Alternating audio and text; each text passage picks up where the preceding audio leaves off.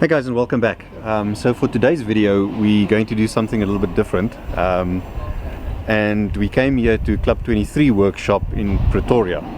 But let me introduce you to the workshop first before we're going to show you what we're going to do on the car. Come with us. Right, and of course for today's video what we're going to do is we're going to swap the engine oil on the 370Z very quickly. And we've got Donnie here to help us with it. And I found Jock, one of the founders of Club 23 over here. Let me see if I can get his attention. Hello Jock. Going morning. How's it going, bud? How are you? Lekker, thanks man. Good. Club 23, tell us a bit more. What's the idea here? Club 23 is what you see here. Club 23 was created, it was a passion. It was a passion, me and my partner, we both have vehicles, Nissans, JDMs, we love the cars. And we've got a passion for the vehicles. And we wanted to create a business that's not for the vehicles, but for the owners. All the businesses out there focus on the vehicles and not the owners. I mean, you own one of these vehicles, you want to go to a place where someone that can look after your car, someone that can move your car if they need be, someone that can take care of what you need. That's at the end of the day what we're trying to do. We're trying to give the JDM owner a place where whatever he needs, we can help him, we can give it to him, we can supply him. So basically what Club 23 is at this stage, we've got our race nights that you know about. I think you've performed pretty well there, by the way. Then the second thing is we're setting up workshops. This is the first part of our workshop. The official launch will be very soon. As you see, we've got 2 or 3 vehicles in already, but it's not been officially launched yet. There will be detailing bays. We've got mobile workshops that I will show you just now, and maybe you can throw an insert in there on the mobile workshop that people can rent, or people can, we can send Donnie out to your house to do a service of your vehicle. I mean, a lot of guys, if you own a GTR, you don't necessarily want to send your GTR in for a service and let it stand there for 1 or 2 days and let the wash bay drive around your car. So we can send our technicians out to your house. They'll service your car at your premises. The mobile workshop is fully equipped, and go from there. We are in the process of opening our coffee shop upstairs with a full-on race shop. Now, a race shop, what I mean with that, it would be high-end, high-quality racing gear, tires, gauges, everything you will need in racing. Suits, helmets, underwear, you name it. Everything will be there. We've got some very good partners in our race shop, so you will get good quality stuff there, and everything will be available. In Pretoria, apart from ATS in Johannesburg, in Pretoria there's nothing that you can really get good proper racing gear, and we want to give that to our customers. We've got concierge service that we can help people move their cars around. We've got trailers that you can rent. We've got workshops that you can rent. You can even rent this workshop. If you decide, I want to work on my car myself, I want to make sure everything is right, but it's not always easy at your house without a lift, especially when you start want to do things underneath the car. Then you can actually just give us a call. We'll say, listen, we'll tell you that it's available Saturday from 10 o'clock to 12 o'clock is open. You can come in, put your car on the lift, and you rent the lift space per hour. Most of the tools are here. If in case you don't have any of the tools, oils are here, anything you need might be here, and it's just a lot easier for you to service your car. And I noticed your business center upstairs, Jock. People like me who get quite busy. Yes, we've got a nice conference center there next to the coffee shop. If you want a little bit of peace of quiet, you maybe want to do a Zoom interview overseas or with some other business. There's a big, it's not there yet, but there will be a big screen TV up in the conference center. You can go and sit in the conference room, and you can have your meetings while we take care of your car, or they wash your car, or whatever. Maybe you just needed to do some shopping in the race shop, and you're more than welcome. We'll be open for any of those things. I mean, we eventually are there for the customer.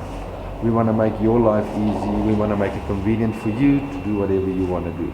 Cool, Jock. Thanks for stack, man. Pleasure. Let's Enjoy get it. swapping some oils here.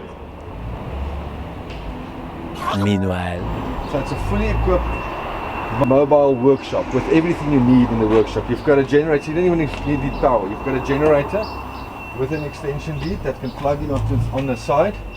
In front you've got a oil-free compressor with all of your pneumatic tools that you can dream of equipped. So any tool, any job you want to do, all the tools are here. Screws, bolts, nuts, in your shelves. So whatever you might need there. You've got compression testers, you've got all of your oils from motul inside, you've got jumper cables, you've got spanners, you've got whatever you need. So this is a fully equipped mobile workshop. So a nice little workshop if I need to go racing for the weekend. And this is I can rent this from you? You can rent this from us, you can rent it with a trailer, rent it without a trailer, you can rent it complete as it is with all its tools, everything. And then I just pay for what I consume. That's it. Awesome. Thank you. just then. Okay, so oil change is real simple. What we've done is we got the car up on the lift here. You definitely don't need to do this. This is 100% a job that you can do at home. I just thought if we get it on the lift here at Club 23, we're going to be able to show you a lot better. Now we've already taken off the engine covers. It's just a piece of plastic that goes on the bottom of here, is held on by a couple of screws, and that exposes the sump over here and the oil filter over there. Very important to remember, you don't change oil unless you change the oil filter. The two go hand in hand. You never ever change oil if you're not going to change the oil filter, and vice versa. So what we're going to do now is Dani is going to help us very quickly get the sump plug off here. We're going to drain the oil out. We'll show you what that looks like. Get the oil filter off here and then replace all of that stuff. This entire job shouldn't take you more than about half an hour or 45 minutes if you planned properly. Now to plan properly, obviously what you need is you need your new sump plug washer, you need your new oil filter, and you need the proper oil for your car. The information about that you can get in the owner's manual yet again, or online. Google is your friend. Just Google whatever it is that your car needs to take.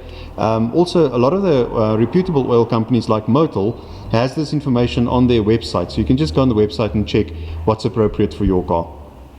Let's get stuck into this very quickly. So the car is at operating temperature, and it should be at operating temperature when you try and swap the oil, so be careful. The car is going to be hot. You don't want the hot oil over your hands. Dani has already loosened the sump plug over there, and he's just going to take it out now.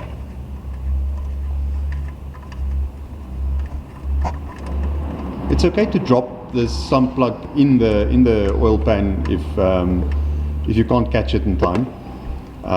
You can just go and fish it out when the stuff is cold again. And there's the oil draining out of the engine. Now what we didn't show you is that we went upstairs and we opened up the oil filler cap up top so that the oil can run out a lot easier.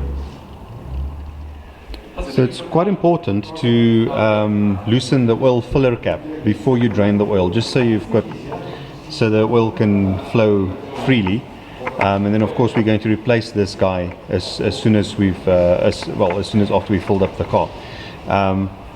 Most oil fillers sit in a similar position. It's quite high up on the motor because obviously it needs to drain down, and it's somewhere on the side of the car, and it's got a little oil can picture on it, so it's fairly easy to locate this particular guy.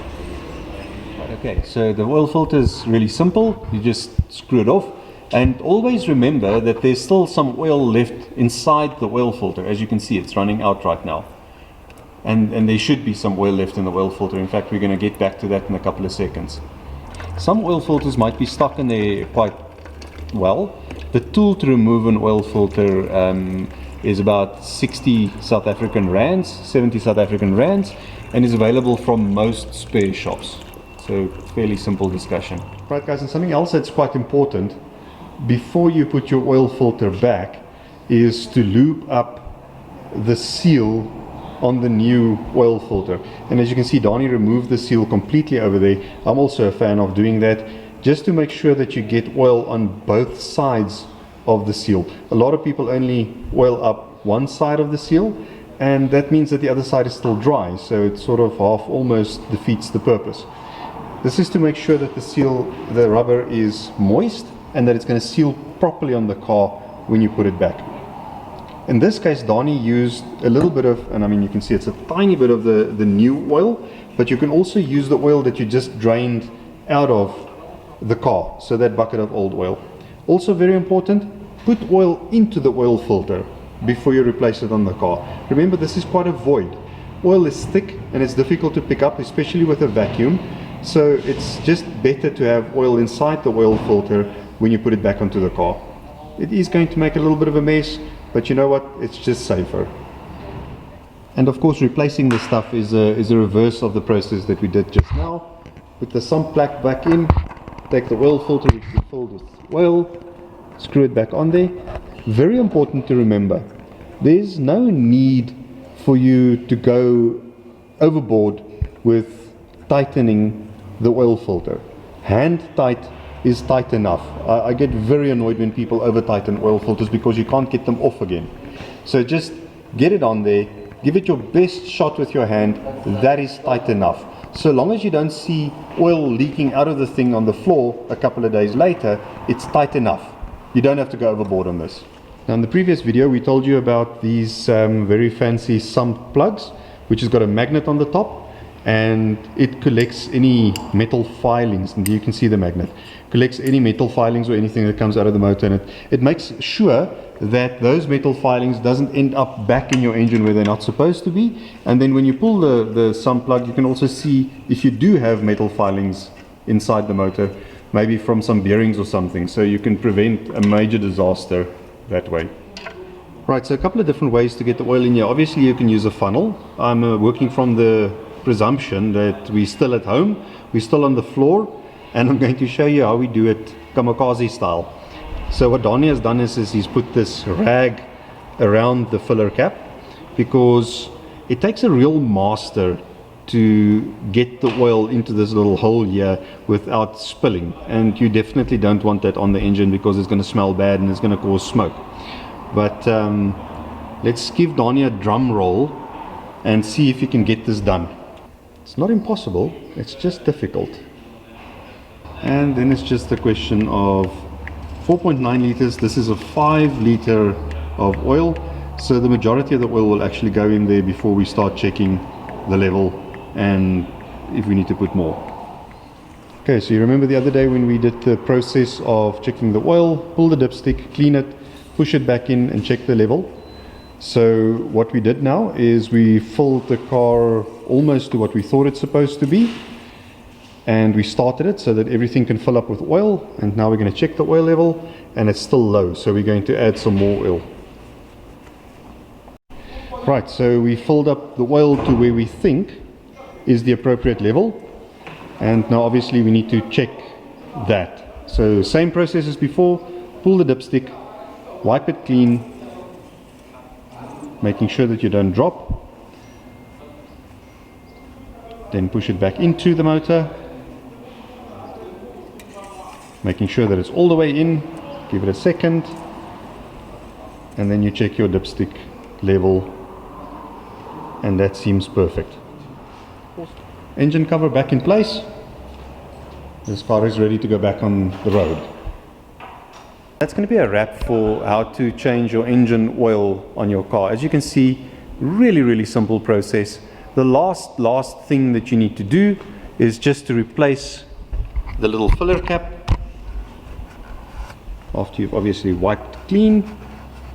And now Donnie, thank you very much. I will have to go and clean my engine bay later today. Thanks for that.